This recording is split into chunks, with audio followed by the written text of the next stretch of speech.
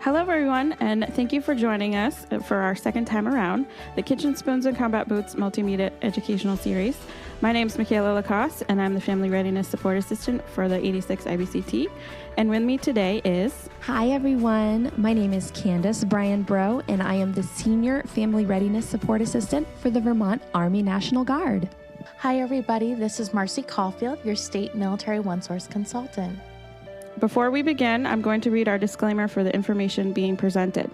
The resources provided on the second time around does not constitute endorsement by the Department of the U.S. Army, U.S. Air Force, Vermont National Guard, or Vermont Military Family Programs of the organization's products and/or services contained therein.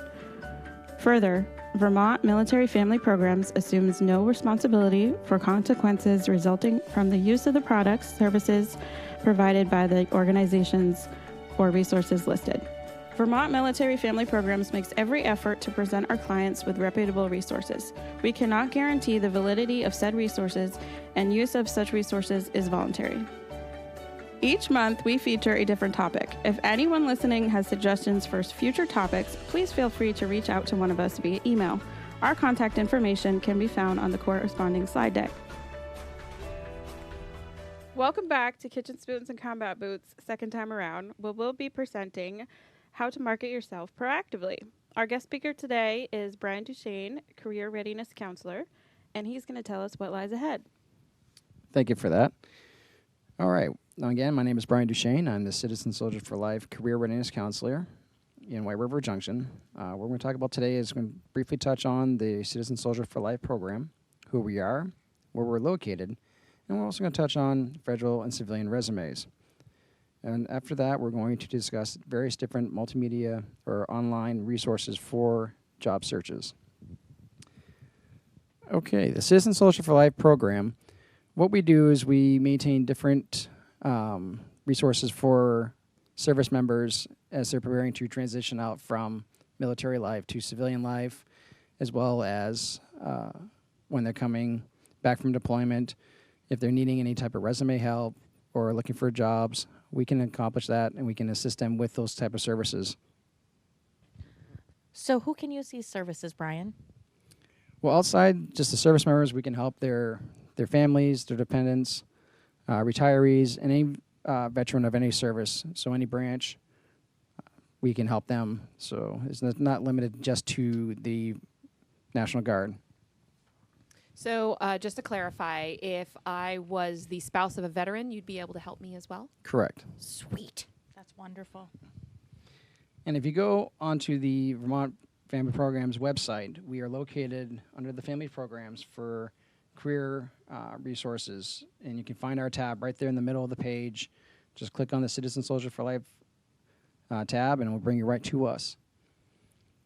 Now, who's us, you ask? Well, there's two Career Readiness Counselors, or CRCs, here in the state of Vermont. We're located in the northern part from Northfield up, and then the southern part from Northfield down. So we kind of split Northfield depending on who's available to cover that area. So are your services free? Yes, all our services are free to service members and their families, so we can help them. And we work with the units during drill weekends. So if we need to, we can set up appointments. We can travel to see you. If you're not able to come out to our different locations, we can meet out with you. And Yeah. you said there was two of you. Sorry to interrupt, Brian. No. You said there was two of you. So there's Brian. Brian works which side? I am in the south. And who's... Karen Chesser, she's in the north. Okay, thanks, cool. Two of the biggest things that we do is we work with the two different types of resumes. Many people are familiar with the traditional civilian resume, which is 1 to 2 pages, and then you get into the federal side where it's going to be more in depth, it's going to be more detail, and it's going to be well beyond the 2 pages. So those are more in depth and more time consuming, and we are definitely ready and willing to help with those. So when it comes to resumes, let's say, I'm a spouse of a service member, Brian, and I have a 2-page resume, but I'm looking to look for federal employment.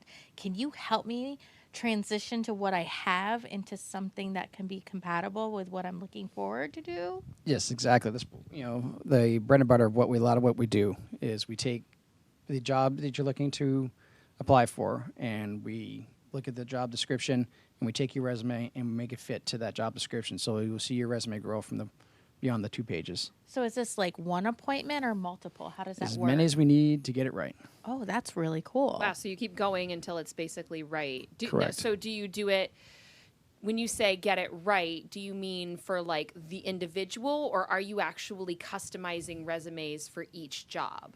Customizing for each job and make sure it's right for that individual. Because what one person, say you have 2 medics applying for the same position, they have the same skill sets and same jobs, but they have different stuff that's going to be better suited for them. So we make sure it's right for that individual and right for that job. Nice. Now, I know that you say federal and civilian. What happens if like somebody has wants to do like remote employment? Do you guys have the skill set and knowledge to help create resumes for remote or virtual employment opportunities? A lot of times, yeah, the remote positions I've dealt with or been on the civilian side, so yeah, we can help with those as well. Fantastic. What happens if we don't know where to look for employment? Do you have connections there too? Correct. Yes, we work very closely with different job source sites, different resources available within the community, and we also work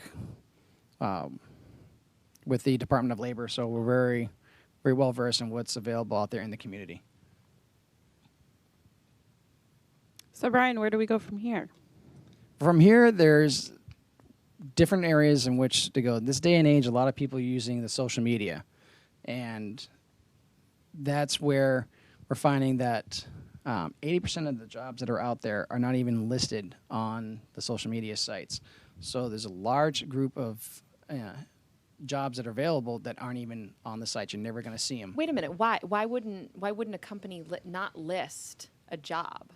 Because a lot of times those jobs are listed through word of mouth. You're going to find it through networking and meeting with employers and introducing yourself. And is not what you know is who you know, and connect you. Hey, I saw this. We have this position coming open. You'd be perfect for it. You put in for it. It never gets to the website. Is it because it's easier to find a best fit person that way? It can be. You know, the old saying was a lot of jobs are, found on the golf course because you're networking with people. You're out there talking and getting to know people. Now, getting back to the social media aspect, there are so many choices out there that are available. And what we're going to try to focus on today is trying to clear some of that up. And we're going to focus mainly on one of those job sites. If you look online, there's so many different sites out there, but some of the leaders in the business you're going to hear from are familiar job sites like Indeed, LinkedIn, Glassdoor, ZipRecruiter, and the infamous Monster, who's been around for one of the longest going. But also, if you're looking for particular jobs, different sites are going to better suit you. If you're looking for something safe in teaching, there's different higher education sites available. For federal positions, USA Jobs is your first choice. The parent organization is the Office of Personnel Management, and it serves job openings with hundreds of federal agencies and organizations, and it's the government's official employment site. And you can look into Monster. Monster has been around since 1994. It's a global website. On average, it's got over 29 resumes submitted every minute, so it is a large site. But going on, we have others like Indeed, which is a very familiar site to a lot of people. It is ranked as one of the top job sites. It's a single topic employment search engine, which means you can put a single topic in there and it'll bring up anything related to that topic. So, and it has surpassed Monster for the highest traffic since then. Next one is Glassdoor. Glassdoor is interesting in the fact that it's not only a job search website, but it also has a feature where it has former employees or current employees who can submit stuff on behalf of their employer anonymously and gets information about salaries, work environment. So you can really research your organization or future employment site before you even apply. So you know what type of environment you're getting into, what you may be getting for pay, benefits. So it's a very worthwhile site. Even if you don't use it for the job search, at least you can do some background information on your future employer. That's I actually used Glassdoor, Brian, years ago when I was looking at a potential position and was looking for the salary information comparable to what others individuals in that field were using. But also the interview questions were phenomenal. It kind of does a lot of prep work for you before walking into that door. All right, going on, we have ZipRecruiter, and that's another smart matching technology where it works on your behalf, trying to find keywords that plug into your site. It's not just big recruiters, but also little mom and pop businesses. So it covers the spectrum. It goes from large people like Apple and down to Uncle Billy's computer shop. So you can cover everybody. And now the one we're going to focus more on today is going to be LinkedIn. LinkedIn is another worldwide job site. It's got over 660 million members. You can find people on there from Bill Gates down to your old high school teacher. So there's going to be, it's a professional network. It is similar to other social media sites or social sites, but it's more of a professional base. I always thought that LinkedIn was basically just like the Facebook of like businesses. That is a very good way of looking at it. Yes. Okay, all right, good. So, Brian, is it true that the military community can access LinkedIn for free? That would be correct. LinkedIn does offer a free premium career subscription for eligible military members. Now, you have to be a current member or former member of the military service. If you have a current premium subscription, you would have to cancel that one and then redo the military version. Or if you have your 6 months or a 6-week tryout or 30-day try, you have to let that elapse before you can subscribe to this new free subscription. Huh. Okay, so just to clarify, this isn't just an Army thing. Like, this is like all military, reserve, National Guard, active duty, like everybody. Correct. Yeah. And the nice thing about it is that through the Spouse Education Career Opportunities Program, our military spouses can actually access the premium account too. Department of Defense actually pays for that LinkedIn subscription for our military spouses. So pretty much everybody's covered. Correct. Yes. In LinkedIn, there's two different types of accounts. There's a free and a paid account, and the fees vary depending on which account you're going to be using. We're not going to get too much into the different fees. But a free account allows you to access the more popular parts of the site, and it's unlimited network size. You can connect with different members of different networks as long as they agree to connect with you as well. So you can't just go in and add Bill Gates. Bill Gates is like, well, okay, I have to accept them. So you can try to add Bill Gates, and if he doesn't want to accept you, well, he's not. You can't just add them in. So again, it's just like Facebook. You can ask somebody to be your friend, but it's up to them whether they want to friend you back. Correct. Yes. Now, compared to the paid sites, it allows you to message anyone in your community regardless if you're in network or not. So if you got a paid account, you can actually message Bill Gates, and Bill Gates may or may not respond back. So it also allows you to see who's been visiting your page, and to compare it to the free site where people can go look at your site, but you're not going to know who they are. They're just going to say that someone visited your site, but you're not going to be able to click on that individual to see who it was. So it could have been a recruiter from a company you're looking at, but you're not going to know. On the premium or the paid site, you're going to see, okay, Miss Smith here from H&R Block is hiring, and they looked at my site. Great. Now you know that H&R Block has looked at your site. So there was some of the bigger differences between the free and paid sites. Also, if you run into some type of snafu and have to have something worked on, then as a paid customer, you're going to get quicker customer service. LinkedIn also offers 4 different types of paid sites. There's the career, business, sales, and hiring. And those depend on what you're looking for. Your premium career, that's going to be for your average job searching individual who wants more out of just than a free site. So you can get direct messaging for recruiters, you're a featured applicant. So it's going to have a little medallion. It's going to be next to your name. So when they click on your page, they're going to see that. So you kind of like a hiring preference. And then you go on to the premium business, and that's going to be for exactly businesses. It's going to be more for the employer who's looking to offer more for individuals and it's going to have more what they're looking for individuals that are out there. And then you go within the sales, and the sales is going to be exactly what it sounds. It's going to be more of the business side, where it's going to be people selling their businesses, trying to sell their pages and trying to get people on there, because you have unlimited people browsing.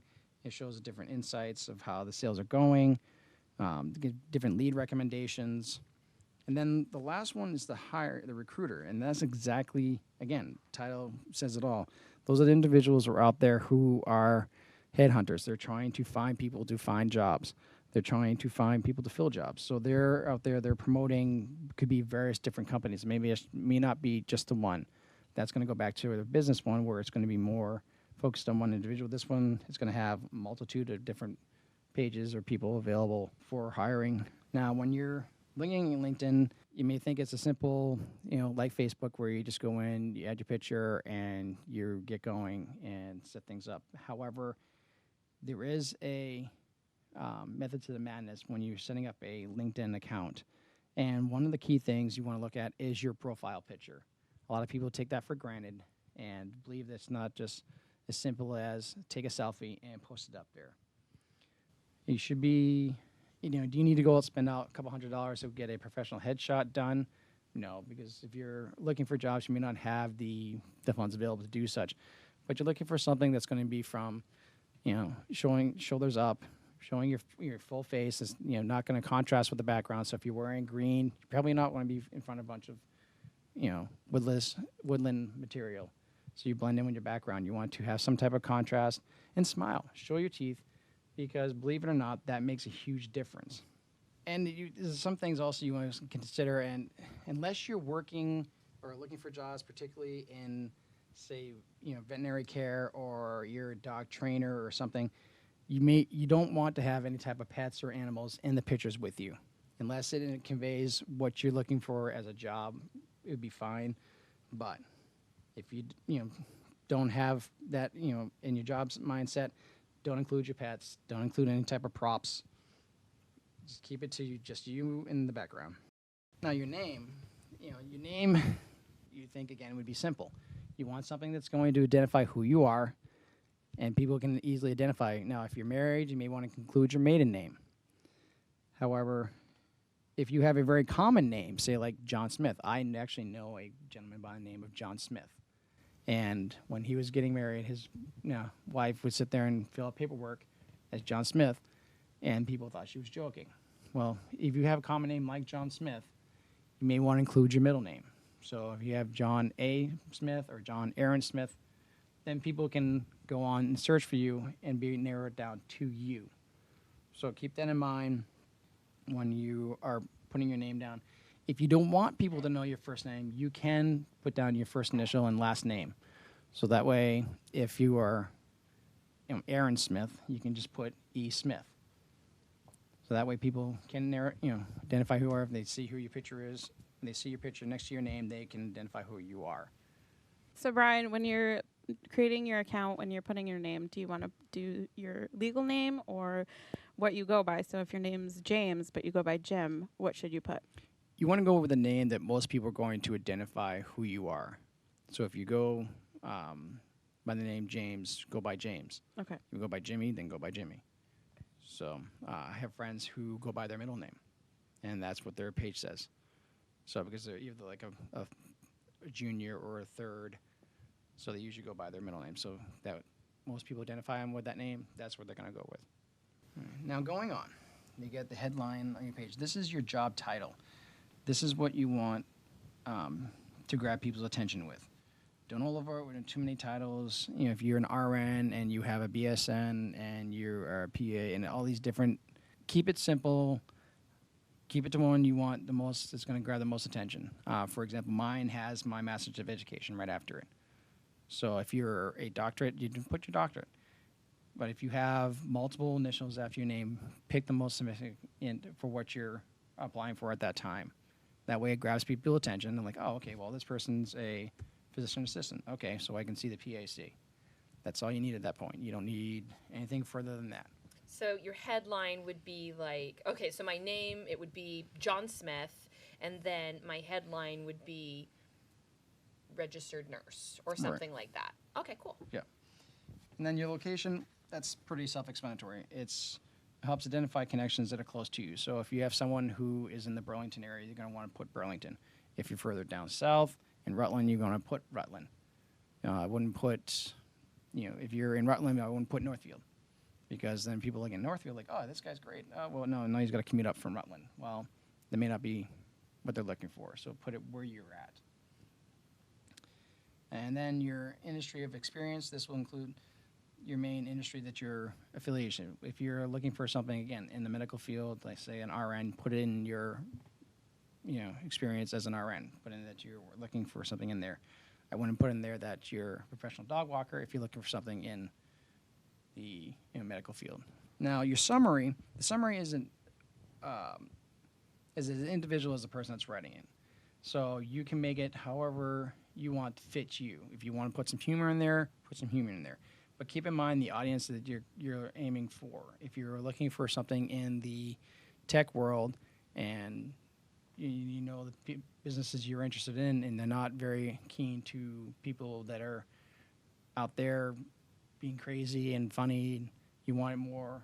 You want to tie it to you, but you also don't want to go way off on the other end where people are start going to read like, okay, this guy has the occasion and everything, but is not going to fit our atmosphere here.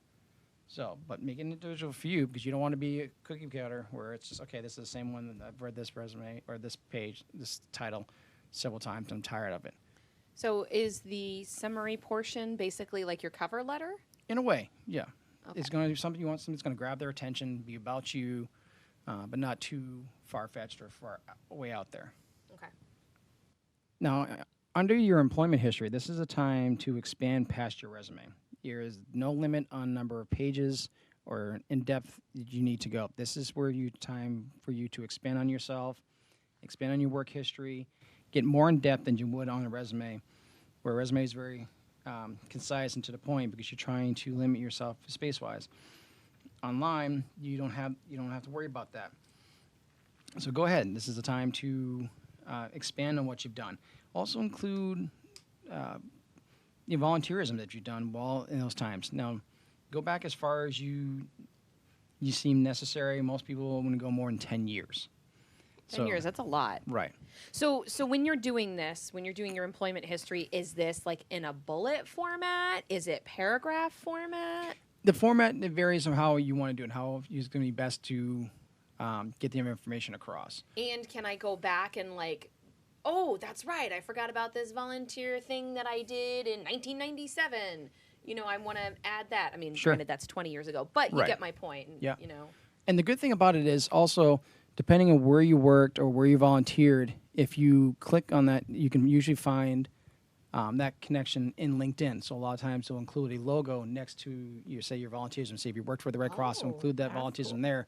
So that way, someone's like, in the Red Cross is like, oh, connected through this person through, oh, look at that. They volunteered for us back in these dates. And then if they wanted to, they could like do right. sort of just double check and be like, well, did that person volunteer? Right, exactly. That's pretty cool. So regarding the employment history, let's say, like, for example, I've been in my job for almost 12 years. Would it be sufficient enough to just do the one job, or would it be better to go back to the previous job because it actually adds value? It can, depending on what you're looking for further. If you've just got that one job and that's what you're going to go relying on, then just include that, but it'd be really in depth of what you're going to put down for that position. But if you want to beef it up and put more, then I would include previous positions, as long as it supports what you're looking for further.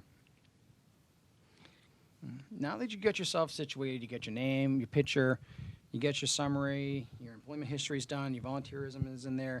Now it's time to get back to what we mentioned earlier in networking. This is where you're going out and you're connecting to people that are on the LinkedIn site, either through First Connections, which is someone you know directly, or maybe, okay, well, my friend John works at AT&T, and I want to, you can catch with their HR person. So I go through my friend John and find their HR person. Now I can connect with them. So now there's going to be a second or third connection. You can still connect with that person as a Premier member. You can reach out to that HR person directly, and you're growing your network. You can go in as a premier member, you can add on as many people as you need, but you want to be careful if you're just doing it for volume or you're actually doing it that's going to benefit you. If you're looking at a particular industry, so you're looking at something in graphic design, you may go on different sites that associate with graphic design, Pixar or print shops, all these different, you may want to network and like those pages and network that way. That way you're growing your network and people can go back and see who you are and who's liking their pages. Why would I want my network to be so big? Like, why would I want? You go on Facebook, and I mean, I probably have, I know I keep comparing this to Facebook, but I know I have probably, like 200 friends. Let's just say I have 200 friends. I'm probably not that popular, but let's say I do. Why would I want to have that many connections? I mean, that's a lot of people to have to sift through if I was an employer, wouldn't it, right? It depends, I think, on the individual. Now, some people just are using it just as another social network, and they're just trying to get as many connections as they can. They don't care if they're in their line of work. They're just like, hey, I've got 1,000 people that I'm connected with on LinkedIn. But then you have individuals, it may just be 50 people they're connected with because they want that more in-depth, they want the more quality versus quantity.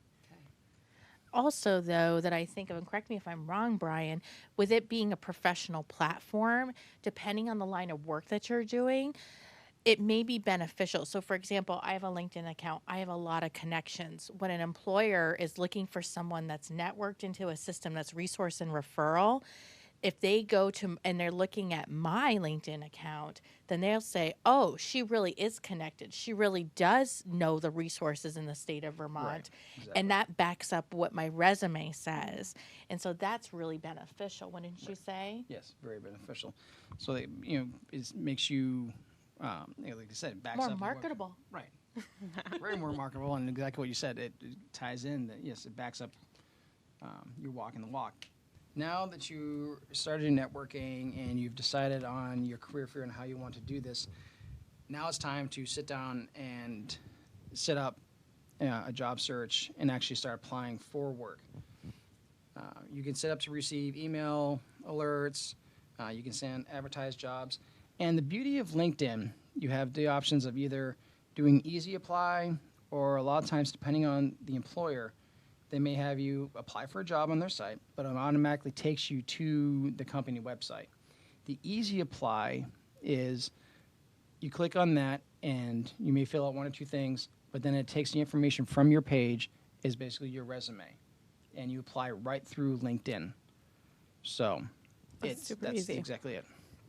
Easy apply. You click on that and it goes. There's no other, a lot of times you don't have to include a cover letter or anything. It takes your information right off your website or your page and sends it to the employer. Okay, these next few slides on the presentation, and feel free to pause this as you need, are going to break down an actual LinkedIn account. And on the first page, it gives, you show this picture, the name, brief title. You also see right away the different titles on top, or different tabs up top. You get your home, network, jobs, messaging, notifications, and then you can get more further into your page. So that's right off the bat. And then you're jumping into, if you click on my network, it goes over to different people you can connect with. These are people that are readily available, that if you click on them, it will send them a request.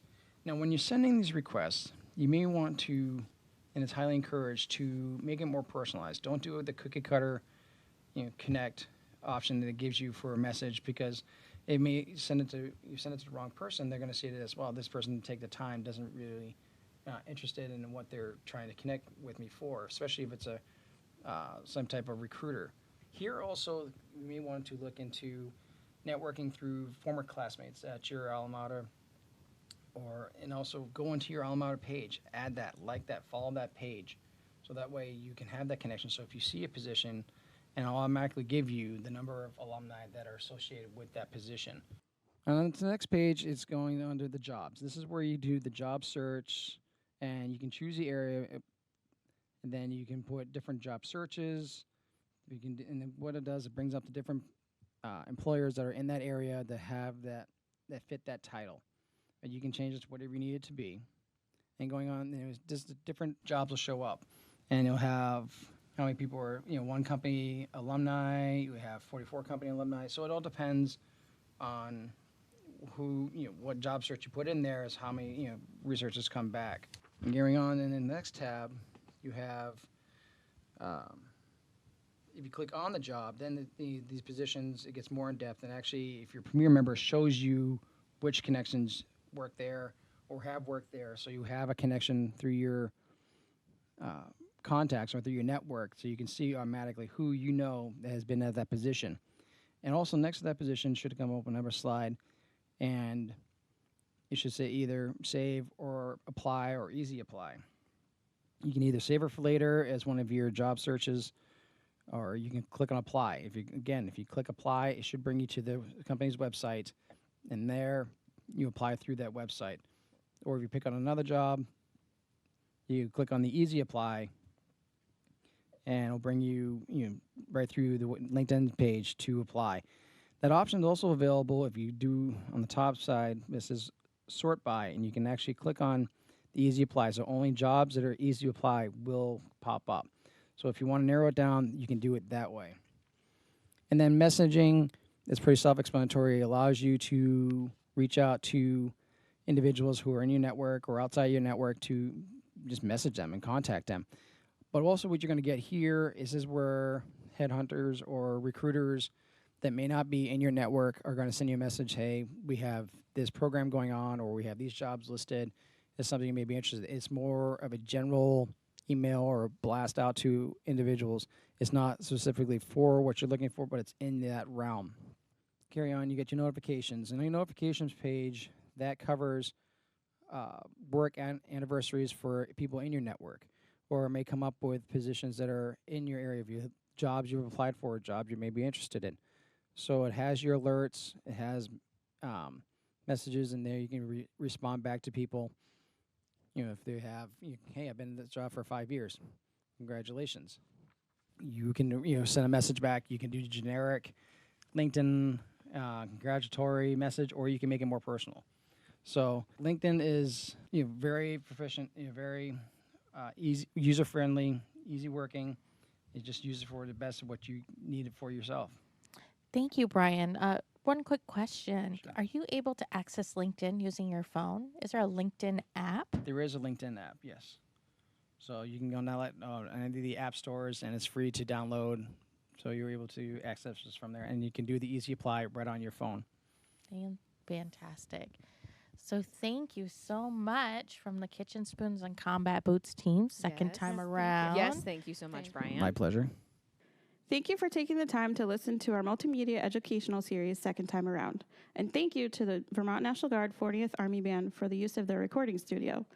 We hope you found this information useful, informative, and remember, Kitchen Spoons and Combat Boots holds webinars on the first Wednesday of every month at 7 p.m.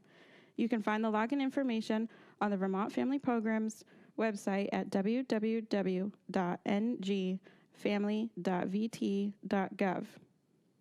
Be sure to check back often as we continually add valuable information to build onto your personal toolbox. Thanks again, and we'll see you the second time around.